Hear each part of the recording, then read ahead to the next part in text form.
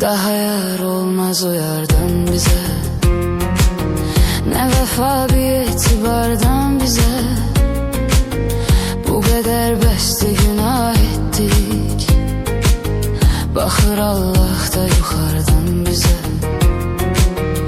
O ne Mecnun'du ne Leyla'dı, o bir alem bir dünyadı. Onu şair nece vəsfetsin, o xəyalımdaki sevdadır.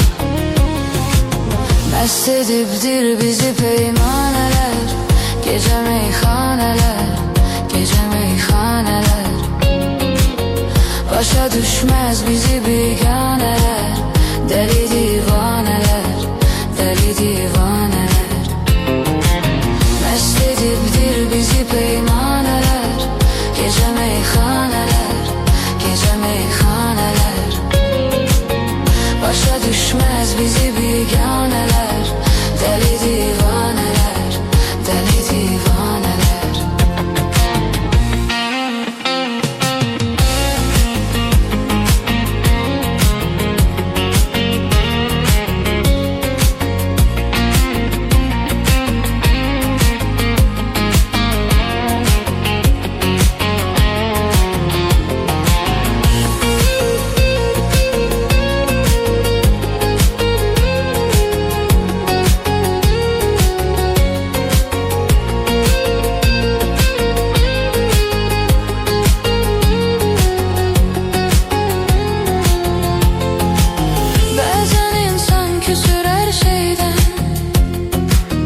Kara kısmet kara taleyden,